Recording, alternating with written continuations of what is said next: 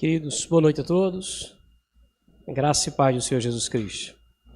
Primeiro, parabenizar, os queridos. São todos aqui da igreja, Mateus? Essa turma toda? Não? Todos. Mas quem é aqui da igreja? Levanta a mão, só para eu ter uma... inveja. Muito jovens, muito bom. Graças a Deus por isso. Agora, tem um problema, Mateus. Eu não sei se você percebeu. Eu não sei se eu estou errado ou se foi o irmão que errou. Foi ele que errou? Graças a Deus. Meu irmão, não é Mateus, não é o versículo 4, né? É o versículo 3. Faça isso comigo, não. Eu já estava riscando minha Bíblia. Nem expulso, não dava conta do negócio desse. Abra sua Bíblia em Mateus, capítulo 5.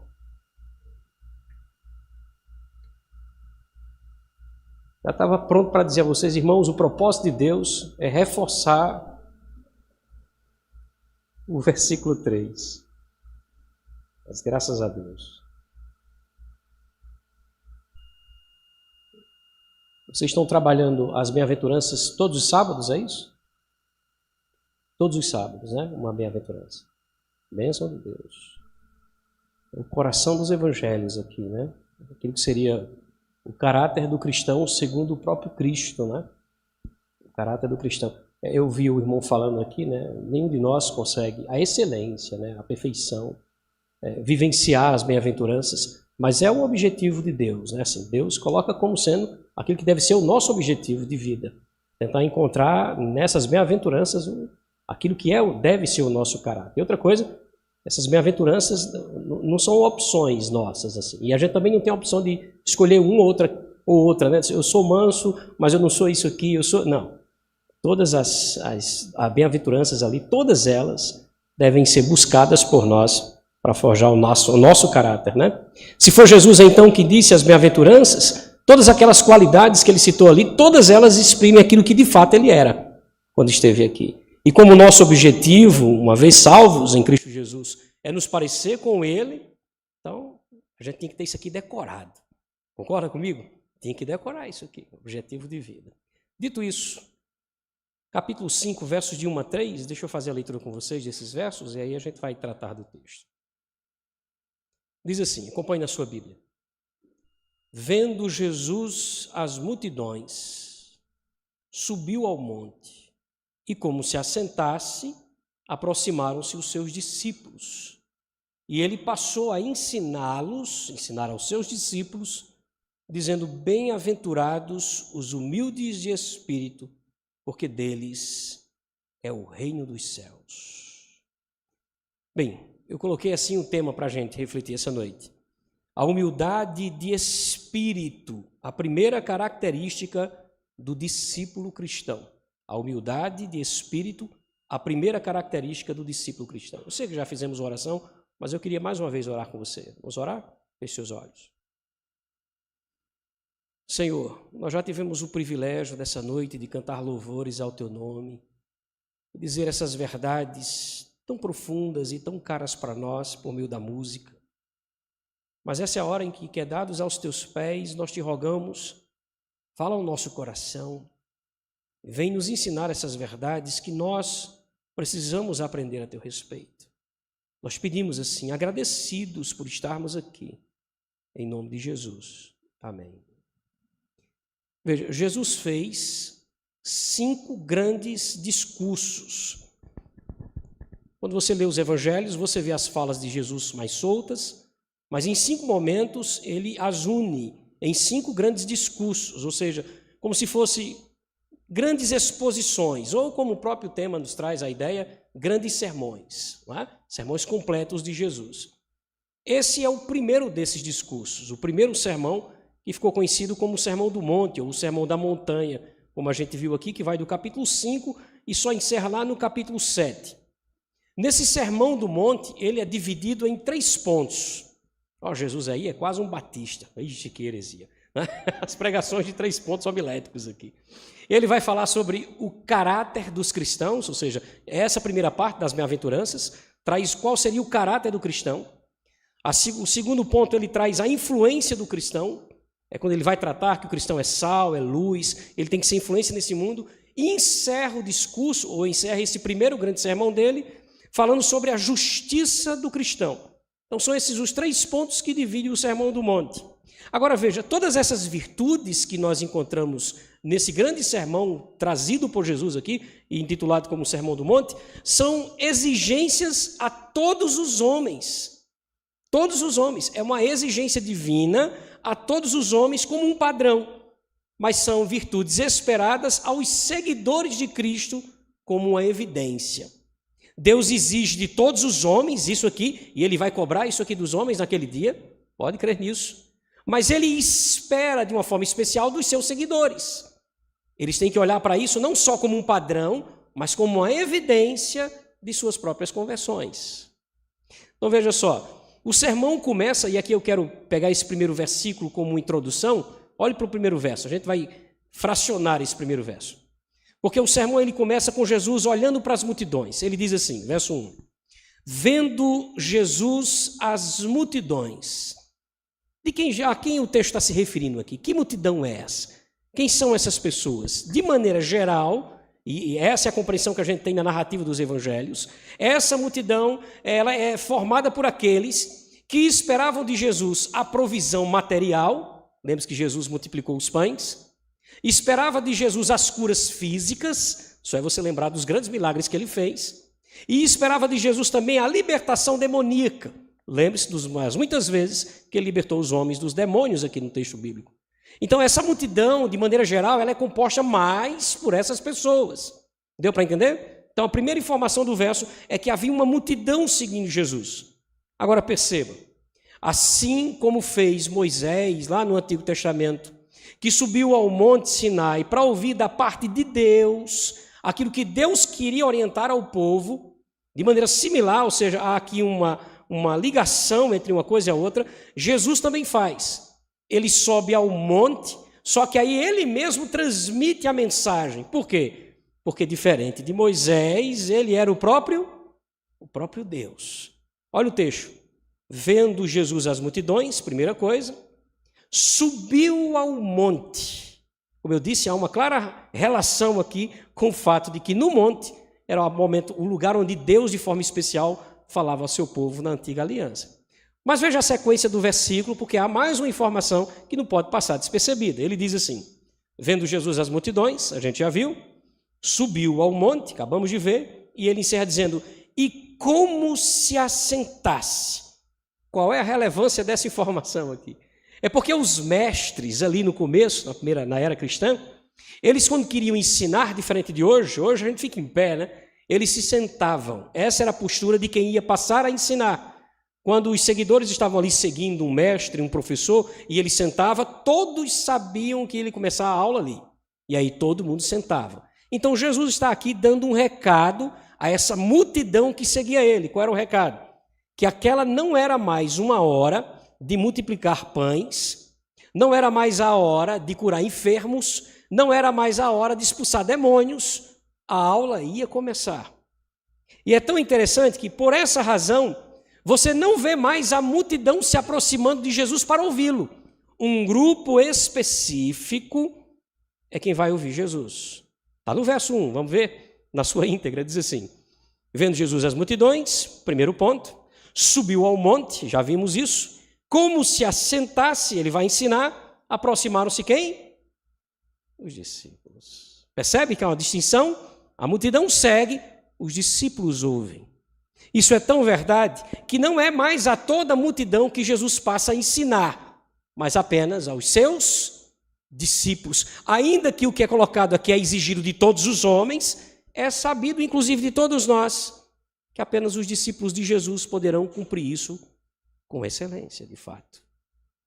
Então veja só, a primeira parte aí do sermão, veja o verso 2 inclusive, para a gente não passar batido por ele, e ele passou a ensiná-los. Ensinar a quem? Está claro no texto, né? Aos discípulos. Os discípulos se aproximaram para ouvir e Jesus passa então a ensinar os seus discípulos. Essa primeira parte do sermão, que foi separada por vocês para estarem estudando aí como mocidade, né? Como juventude, é chamado aqui das bem-aventuranças. E como eu disse, ela revela o que deve ser o caráter de todo cristão. O que o próprio Cristo espera que seja realizado como caráter, que seja evidenciado como caráter de um cristão. Perceba que ele sempre começa as bem-aventuranças com o mesmo termo, né? Bem-aventurado. Ou seja, alguém que é verdadeiramente feliz por saber que está vivendo dentro da vontade de Deus. Ou por saber que a sua vida é aprovada por Deus e que por essa razão ele também será recompensado. Então, o bem-aventurado aqui não é simplesmente um feliz, mas é alguém que é feliz por estar vivendo aquilo que as bem-aventuranças estão trazendo aqui. Bem-aventurado aquele que é humilde, bem-aventurado os mansos, bem-aventurados que choram, bem-aventurado por essas razões. Entendeu? Ele é feliz porque a vida dele, ele consegue enxergar na vida dele essas características. Ele está vivendo segundo o padrão de Deus e ele sabe que isso vai trazer uma recompensa. Tanto é que sempre ao final da bem-aventurança, ele traz uma recompensa. Bem-aventurado, como é que ele diz aí no verso 3? Bem-aventurados os humildes de espírito, por quê? Essa é a recompensa. Deles é o reino dos céus. Agora perceba, para que você não me entenda errado, quando eu falo assim sobre a recompensa, eu não estou me referindo aqui à maneira como alguém é salvo. Se ele fizer isso, ele será salvo. Não estou falando disso. Salvação não é pelas obras, não é? Salvação é a manifestação da graça de Deus por meio da fé que ele concede. Eu estou na igreja presbiteriana, posso falar isso com muita vontade, aos seus eleitos. Não é? Antes da fundação, abrem Efésios, brincadeira. Mas é bom falar isso à vontade, não é? Mas muito bem. Dito isso, veja só. Eu estou me referindo aqui à evidência de alguém que já foi salvo. Eu vou repetir, porque pela brincadeira eu me perdi. Então veja só. Eu não estou falando da maneira como alguém é salvo. Eu estou me referindo aqui à evidência de alguém que já foi salvo. Deu para entender isso? As obras aqui como uma evidência disso. A maneira de viver, ou seja, essas características que ele coloca aqui, que formam o caráter do cristão, são a evidência da sua própria salvação, de que a regeneração já foi operada pelo Espírito Santo de Deus. Uma vez regenerado pelo Espírito Santo, esse alguém passa a ser santificado pelo mesmo Espírito Santo. Pelo mesmo Espírito Santo. Tanto é verdade isso, que olha que coisa mágica. Ele começa com o verso 3, não por acaso, quando ele diz assim: bem-aventurados os humildes de espírito. Quem são esses? Aqueles que sabem que espiritualmente são pobres, carentes, nulos e dependentes. Percebe? Esvaziou o cara, não foi? Primeira bem-aventurança já esvazia ele. Aquele que sabe que não possui de si mesmo nenhuma condição de ser aprovado por Deus. Percebe que o texto não está defendendo a salvação pelas obras? É por isso que ele começa exatamente por essa bem-aventurança, os pobres de espírito. Aqueles que não possuem nenhuma condição de serem aprovados por Deus a partir de si mesmo. Agora eu quero que você note, vocês vão ver isso na sequência textual, quando vocês estiverem estudando as outras bem-aventuranças, com certeza, que há uma clara conexão entre as bem-aventuranças aqui. Não sei se você já percebeu que existe uma conexão entre elas. Elas não são soltas, não são proverbiais. Veja só. Primeira coisa, ele descobriu no verso 3, ou ele reconheceu no verso 3, que ele é espiritualmente o quê? Pobre. Que ele é pobre espiritualmente. E por essa razão, ele chora. Onde é que está isso? No verso 4. Olha o verso 4. Bem-aventurados os que choram. Por que ele chora? Porque ele descobriu que ele é espiritualmente pobre, que ele é um pecador diante do Senhor. E por essa razão ele chora. Veja, ele passa inclusive a ter mais paciência com os outros pecadores. Verso 5. Bem-aventurados os mansos. Ele se torna manso com o outro, porque ele descobre que assim como o outro, ele também é um pecador e pobre de espírito. Por essa razão, ele deseja ver as mudanças tanto na sua vida quanto na vida dos outros. Verso 6, bem-aventurados que têm fome e sede de justiça, ou de uma vida justa, ou daquilo que é justo. Percebe a correlação? Ele passa a ter mais compaixão, no verso 7, ele passa a ser o misericordioso. Ele passa a ter mais santidade, no verso 8, ele é limpo de coração. Ele passa a buscar a conciliação, no verso 9, ele é um pacificador. Tudo isso começa aonde? Quando ele descobre que ele é pobre de espírito. Todas essas virtudes vêm oriundos disso. Agora veja que coisa. Alguém que desenvolve todas essas virtudes que são elencadas aqui, porque são virtudes, não são? Ele é um cara humilde de espírito, não é? Ele é alguém manso, ele é alguém misericordioso, ele é alguém que busca a justiça, ele é alguém limpo de coração, ele é alguém pacificador, que busca a conciliação. Como é que você acha que a sociedade vai reagir a esse homem e essa mulher? Tão bom que ele é, tão cheio de virtudes. Perseguição. Versos 10, 11 e 12. E é assim que ele encerra a bem-aventurança. Olha os versos 10, 11 e 12. Que coisa chocante. Bem-aventurados, felizes, viu?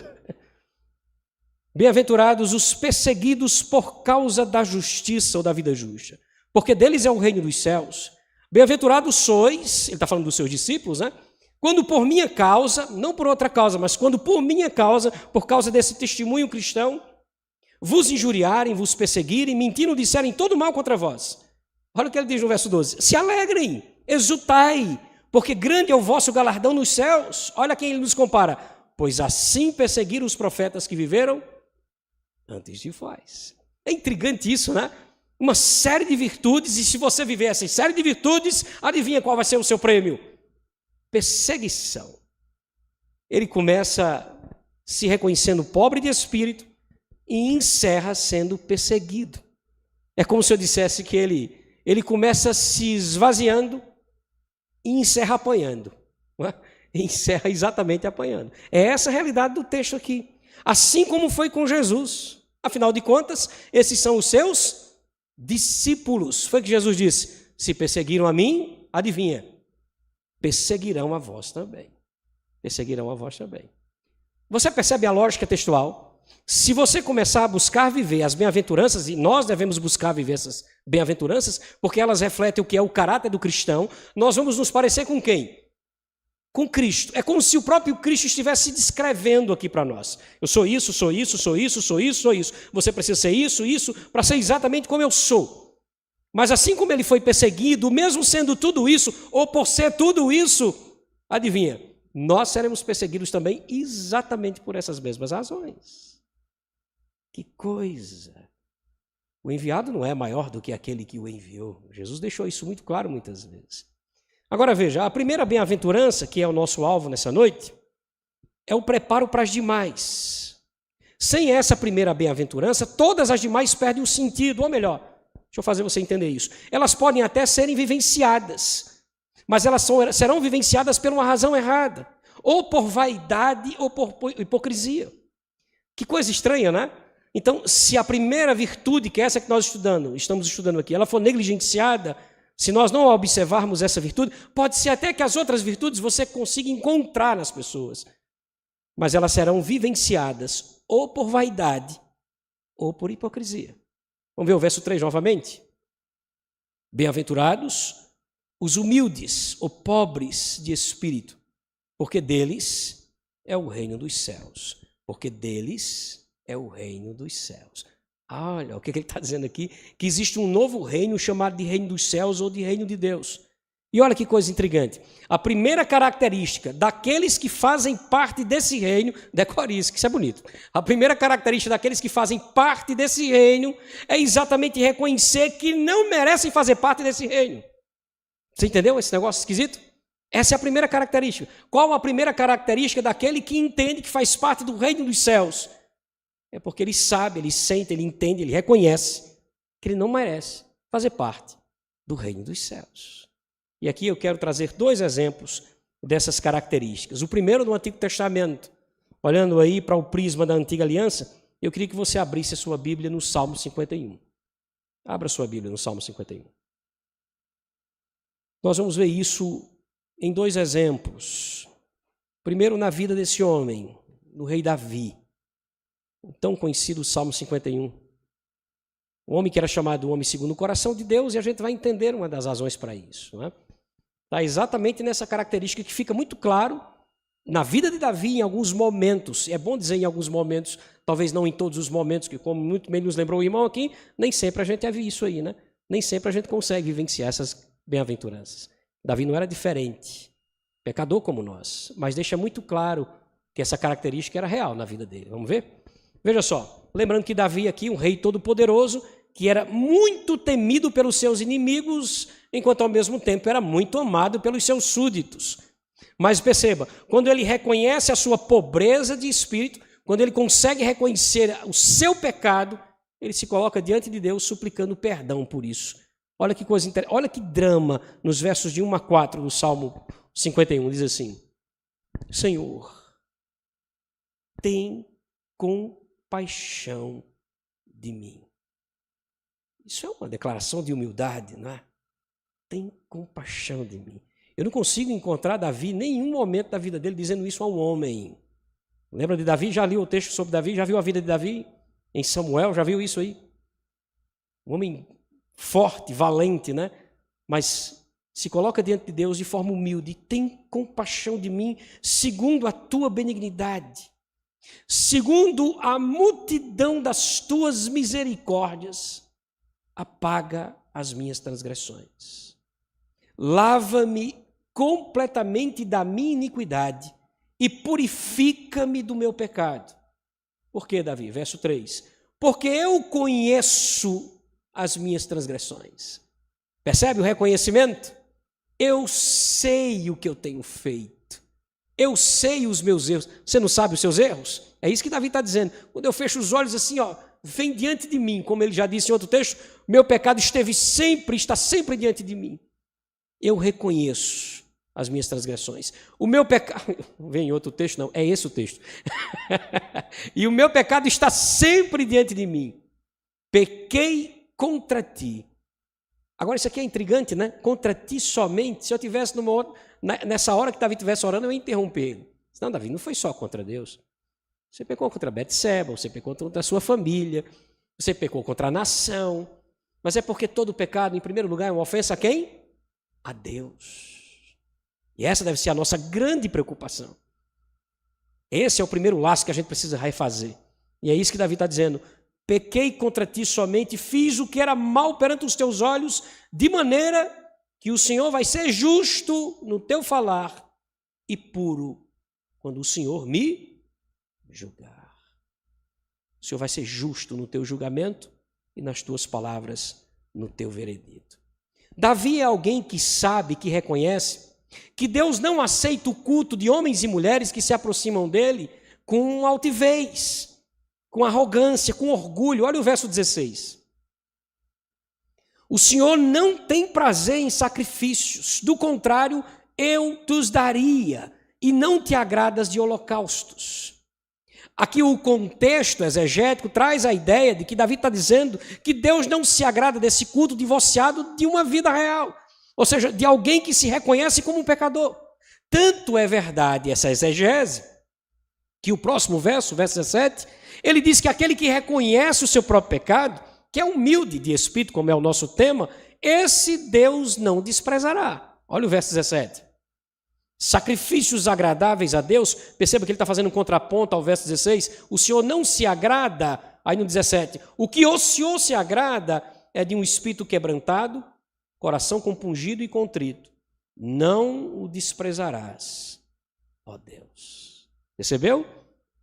Deus se agrada de alguém que reconhece os seus próprios pecados, de alguém que reconhece a sua própria fraqueza, de alguém que se esvazia para se aproximar dele, que é capaz de dizer, Senhor, eu sei que eu pequei, eu sei que eu não mereço absolutamente nada vindo da tua parte.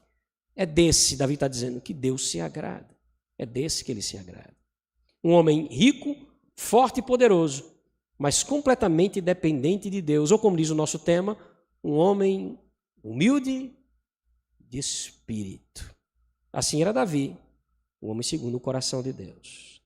O outro exemplo do Novo Testamento é trazido eu quero mostrar a você aqui, trazido pelo próprio Cristo, mas num formato de parábola, e foi registrado por Lucas em seu evangelho. Esqueça Davi, venha para Lucas, capítulo 18. Jesus vai dar um exemplo disso para ficar claro para nós. Ele faz em forma de parábola. A partir do verso 9, em Lucas 18. Deixar todo mundo encontrar.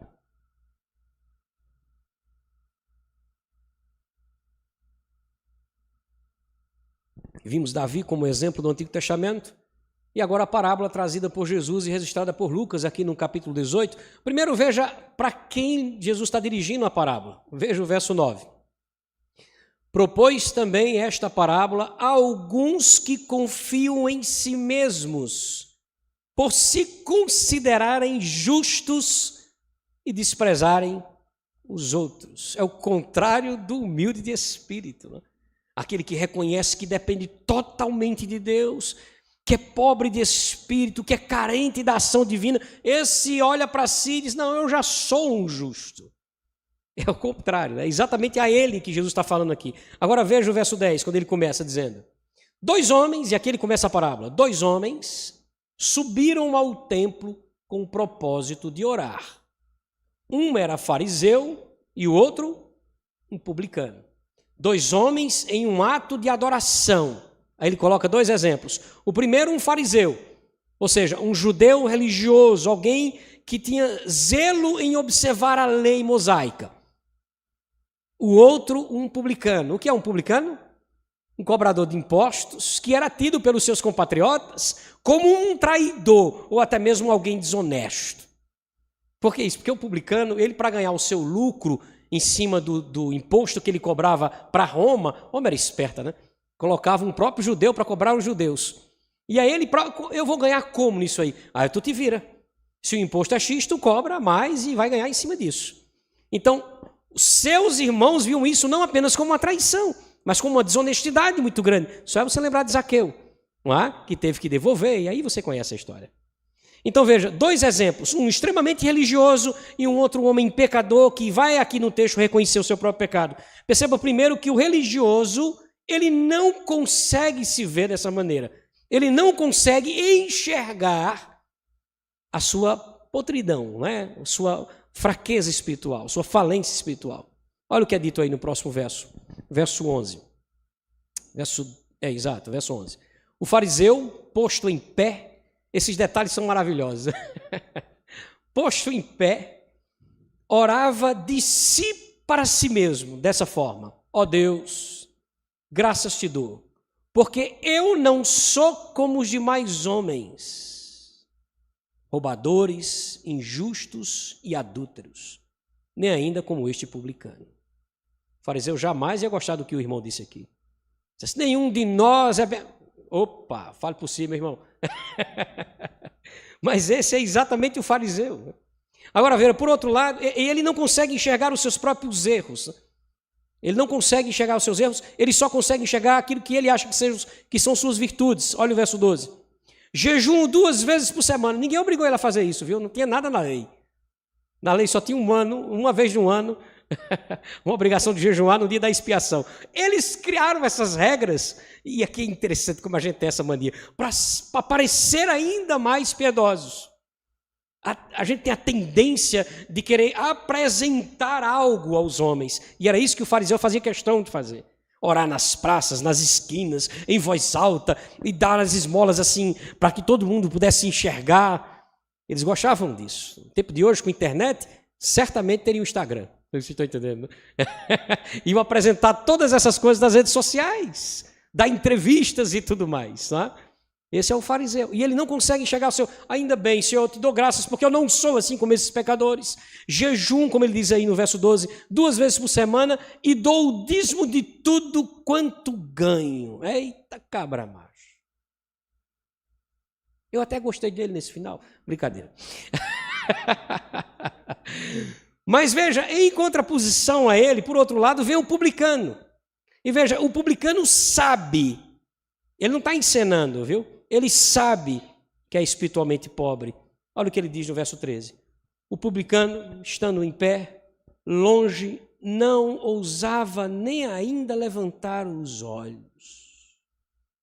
Ele não olhava para o céu, mas batia no peito, dizendo, ó Deus, sê propício a mim, o quê?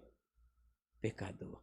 É bonitinho, né? O Martin Lloyd Jones disse que o pecador do publicano resume toda a miséria dele.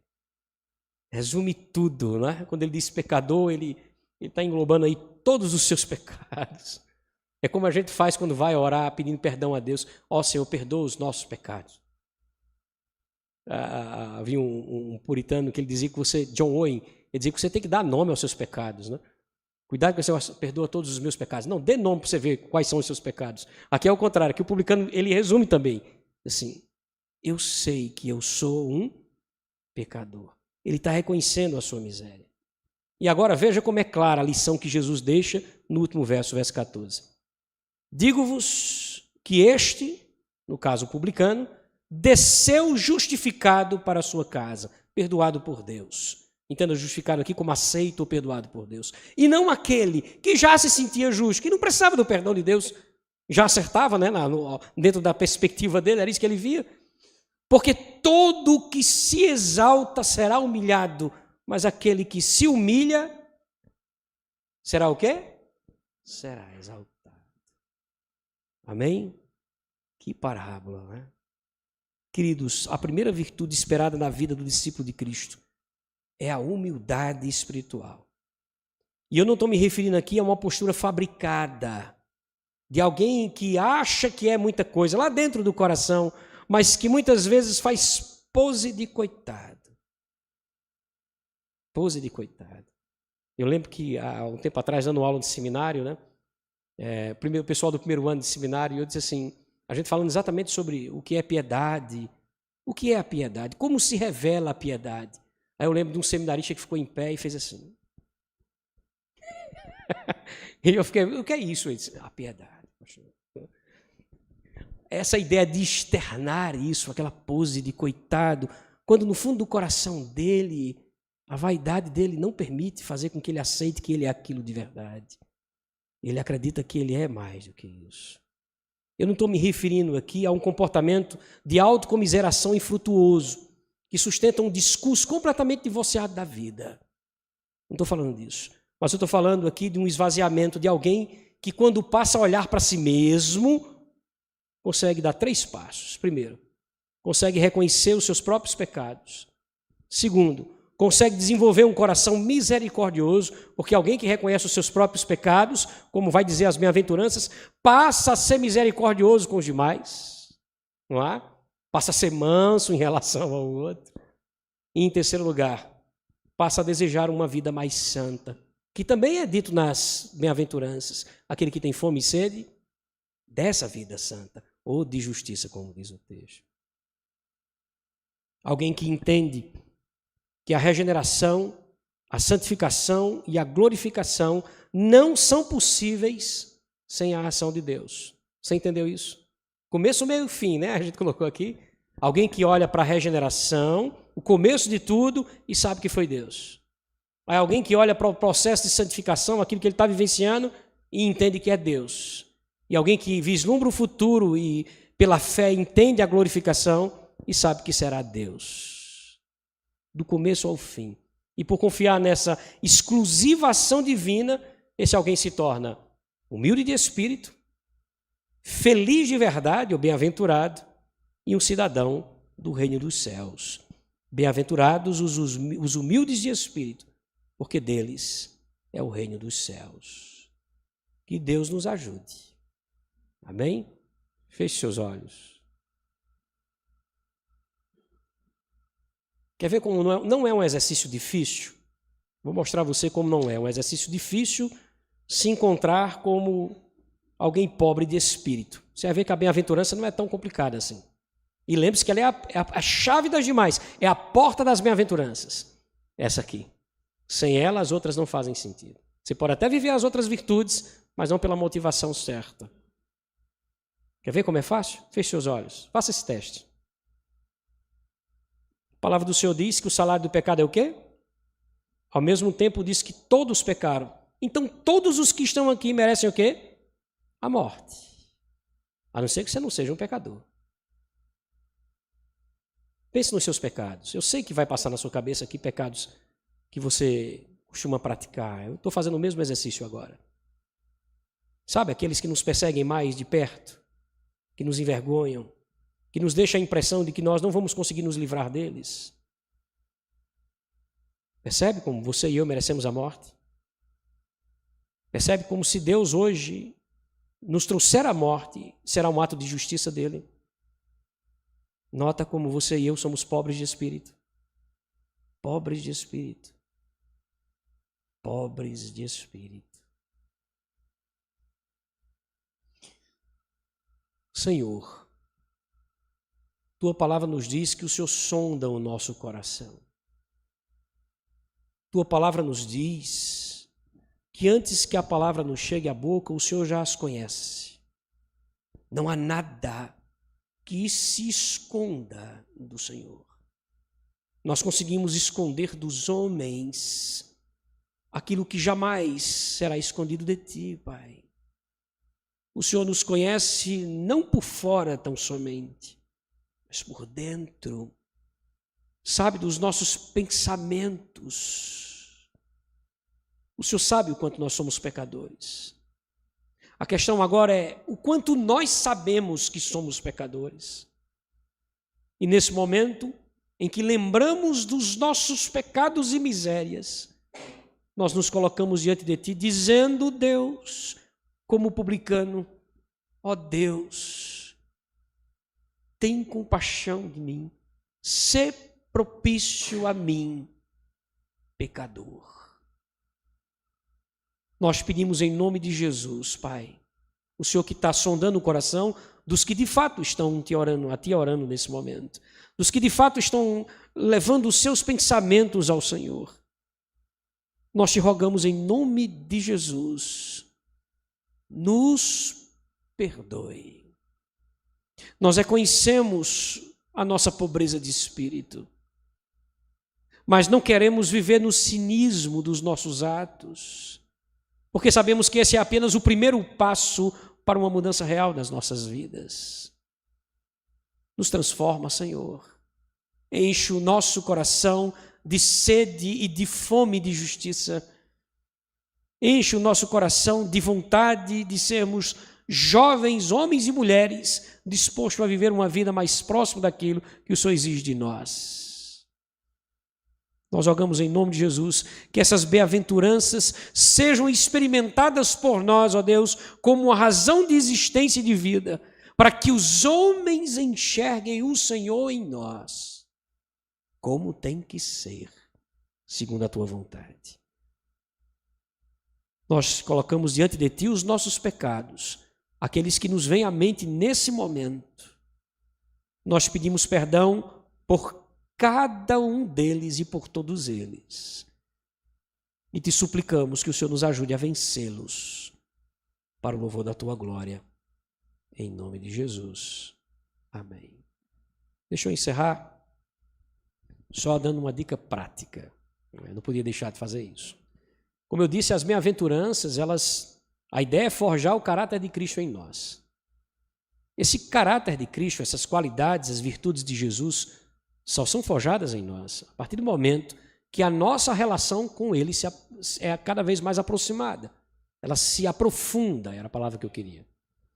É muito parecido com aquilo que você vivencia de experiência de maneira comum com as pessoas. Por exemplo, se você anda muito com alguém no seu trabalho, na sua escola ou faculdade, se você começar a andar muito com essa pessoa, normalmente você vai parecer com ela. Não é? Alguém vai dizer assim, você está andando muito com fulano de tal, né? Você está pegando os conceitos, às vezes até mesmo o jeito de falar, de sorrir, percebe como isso é normal? E é normal, isso realmente acontece. Se você tem de fato uma vida devocional, ativa, leitura da palavra de Deus todos os dias, oração todos os dias, ainda que seja uma devocional de 10, 15 minutos no máximo ali, se isso acontecer todos os dias, ou seja, você vai estar caminhando com o Senhor todos os dias, ouvindo Ele falar ao seu coração por meio da palavra, falando a Ele por meio da oração, adivinha o que vai acontecer? Você vai se parecer com Ele. Não há mágica, viu, gente?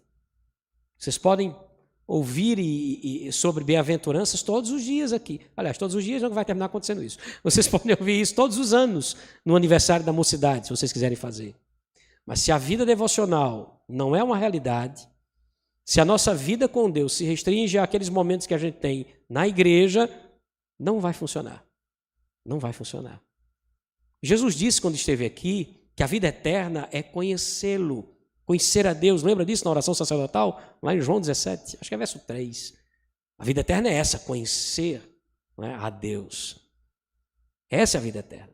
E esse conhecer aqui não é conhecer teologicamente falando, não é saber sobre, é se relacionar. Aqui a palavra, o verbo conhecer é eufêmico, né? É se relacionar com Ele. Jesus paga um preço alto na cruz do Calvário para nos reconciliar com esse Deus, para nos apresentar a Ele, para que dali uma nova amizade comece. Uma amizade que precisa ser sustentada todos os dias por meio da vida devocional. E aí, naturalmente, e eu digo até isso sem medo de errar, não é você o primeiro a perceber não, viu? Mas naturalmente as pessoas vão começar a perceber em você isso. E vão dizer assim, você está diferente. Está acontecendo alguma coisa.